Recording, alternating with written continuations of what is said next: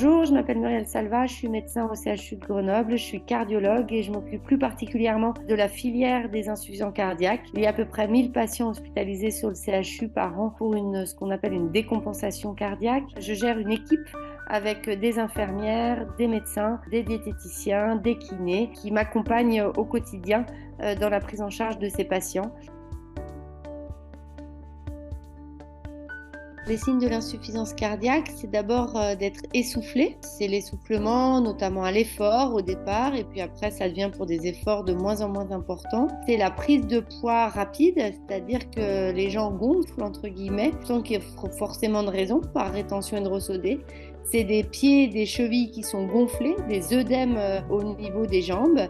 Et puis une fatigue très importante, là aussi qui peut apparaître de manière un peu insidieuse. Et en fait, il y a peu de gens qui sont diagnostiqués comme étant insuffisants cardiaques par rapport à la réalité des patients.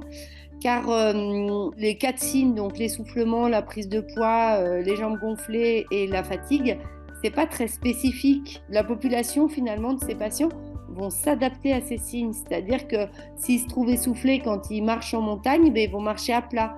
S'ils se trouvent fatigués quand ils marchent 1 heure, ben, ils vont marcher une demi-heure. Et en fait, ils vont adapter systématiquement leurs symptômes à leur mode de vie. Quand on les réinterroge, en fait, les 6 derniers mois, il y avait des choses qui n'allaient pas. Les 2 derniers mois, ils avaient ces 4 signes, l'essoufflement, la prise de poids c'est une des raisons pour lesquelles les patients sont peu diagnostiqués. Les signes ne sont pas spécifiques, les patients s'adaptent.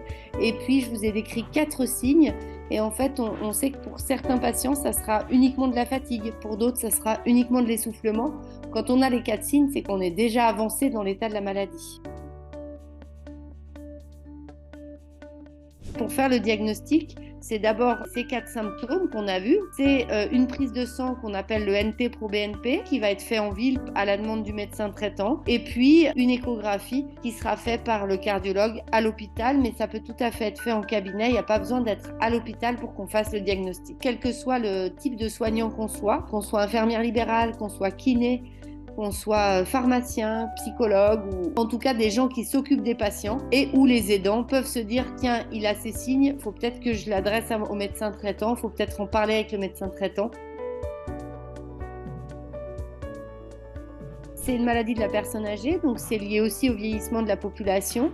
Et puis, on a quand même un mode de vie qui amène les patients cardiaques, entre guillemets, on les traite mieux qu'avant, mais pas suffisamment bien. Et une des manières qu'ils vont avoir d'évoluer dans leur pathologie cardiaque, que ce soit l'infarctus, l'hypertension, ça va être d'évoluer vers de l'insuffisance cardiaque sur du moyen terme. Les patients qui avant décédaient de complications aiguës d'infarctus vont survivre grâce à une prise en charge active, on pourrait même dire agressive, par nos collègues urgentistes, par les collègues cardiologues interventionnels. Les patients vont survivre, mais peuvent survivre avec des séquelles et développer 10 à 15 ans plus tard de l'insuffisance cardiaque.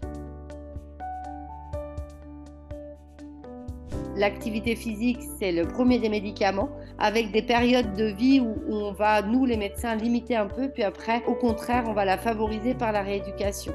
Ensuite, bien entendu, il y a les règles diététiques, d'éviter les graisses, de manger équilibré, c'est un petit peu tout ça.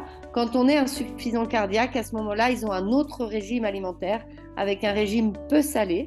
C'est pas du régime sans sel, c'est vraiment un régime peu salé. Et puis une limitation dans les apports liquidiens, l'eau, le thé, le café, de limiter un peu. Mais ça, c'est une fois qu'on est insuffisant cardiaque. Nos patients insuffisants cardiaques, c'est des patients fragiles qui doivent être vaccinés. En fait, toute infection peut les amener à décompenser.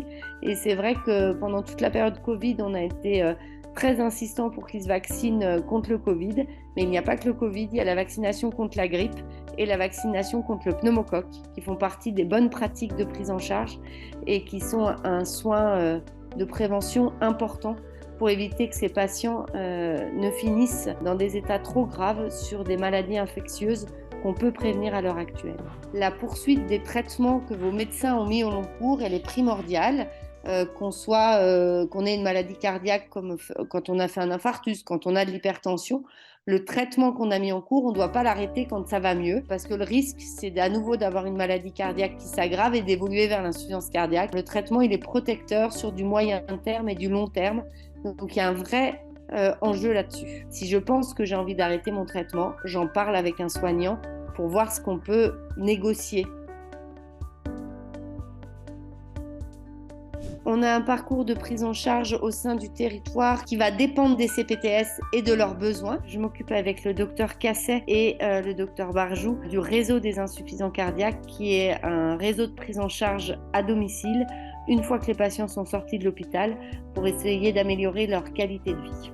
L'autre chose, c'est que le réseau forme les soignants de ces communautés professionnelles de santé sur l'ensemble du territoire pour qu'on ait un niveau homogène, qu'on ait une prise en charge homogène, quel que soit l'endroit où on habite.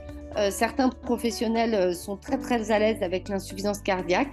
Je ne parle pas que des médecins généralistes, je parle aussi des infirmières, des diététiciens, des kinés, des psychologues, des pharmaciens, des biologistes. Il y a vraiment tout le monde qui est autour du patient insuffisant cardiaque. Ensuite, dans le terme de parcours de soins, certaines CPTS ont des cardiologues et à ce moment-là, quand les patients sont repérés soit par les médecins traitants, soit par les infirmières, il y a le parcours qui va se faire dans la CPTS entre le médecin traitant, l'infirmière et le cardiologue. Et puis, il y a certaines CPTS qui n'ont pas accès finalement si rapidement au cardiologue.